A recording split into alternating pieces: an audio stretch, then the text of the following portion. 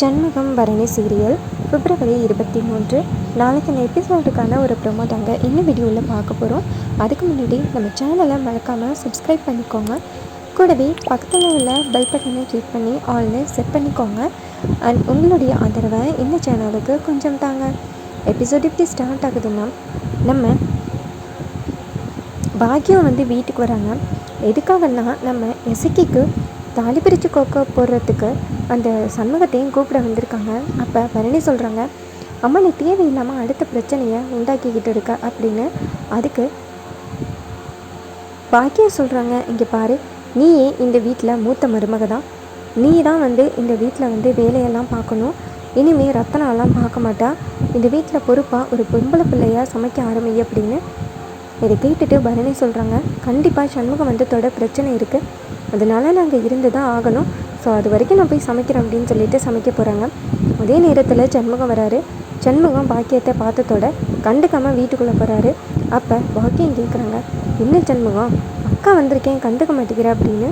அதுக்கு சண்முகம் சொல்கிறாரு, இங்கே பாருத்த, உங்ககிட்ட பேசுகிறதுக்கு எனக்கு கொஞ்சம் கூட விருப்பமே இல்லை, தயவு செஞ்சு இந்த இடத்த விட்டு போயிரு அப்படின்னு. அதுக்கு பாக்கியம் சொல்கிறாங்க, இங்கே பாரு, நீ என்ன தான் என்னை வெறுத்து ஒதுக்கினாலும் நான் கண்டிப்பாக உன்னை வெறுத்து ஒதுக்க மாட்டேன். இசக்கிக்கு தாலி பிரித்து கொடுக்கணும் அப்படின்னு.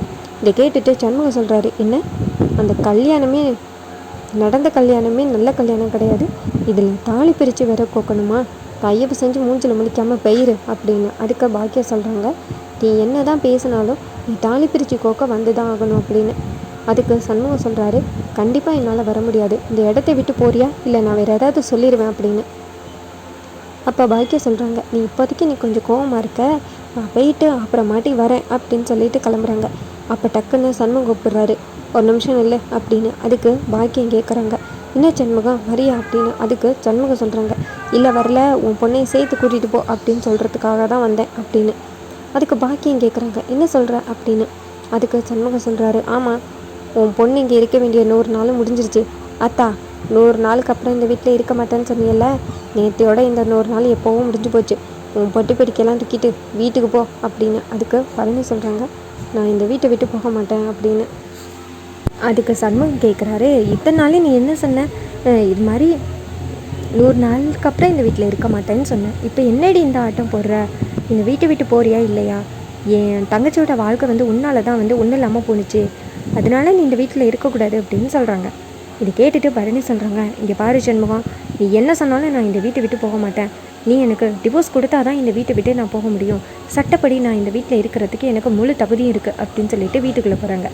இதை கேட்ட சண்முகம் சொல்கிறாரு, ஓ உனக்கு டிவோர்ஸ் வேணுமா, விவாகரத்தை கொண்டாந்து கொடுத்துட்டு உன்னை இந்த வீட்டை விட்டு போக வைக்கிறானா இல்லையான்னு பாருடி அப்படின்ட்டு நம்ம சண்முகம் அந்த இடத்துலேருந்து போகிறாரு. அப்போ நம்ம பாக்கியம் சொல்கிறாங்க, என்ன இது, நான் என்ன ஆரம்பித்தா என்ன பிரச்சனையில் முடியுது அப்படின்னு.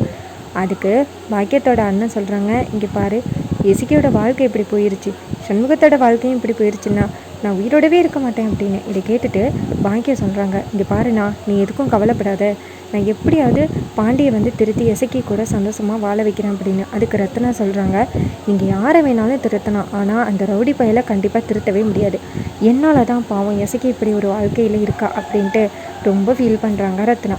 அதுக்கப்புறமா பாக்கியம் அந்த இடத்துலேருந்து போகிறாங்க. வீட்டில் என்ன நடக்குதுன்னா, நம்ம இசக்கி ஷூவுக்கு பாலிஷ் போட்டுக்கிட்டு இருக்காங்க. அந்த நேரம் பார்த்து பாண்டி இசக்கியை வீடியோ எடுக்கிறாங்க. இந்த வீடியோவை அப்படியே அண்ணனுக்கு அனுப்பி நாங்கள் உன்னை கொடுமைப்படுத்துகிறோன்னு தெரிய வைக்கணும் அப்படின்னு. அதுக்கு இசக்கி சொல்கிறாங்க, என்னால் முடியாது அப்படின்னு. அப்போ பாண்டி இசக்கி அடிக்கிறாரு. இதை பார்த்துட்டு சிவபாலா நேராக நம்ம பரணிக்கிட்ட போய் விஷயத்த சொல்கிறாங்க, இது மாதிரி இசக்கியை கொடுமைப்படுத்துகிறாங்க அப்படின்னு. இதை கேட்ட பரணி மாறு வேஷம் போட்டுக்கிட்டு செம்மையாக யார் அடிக்கிறாங்கன்னா பாண்டி அடிக்க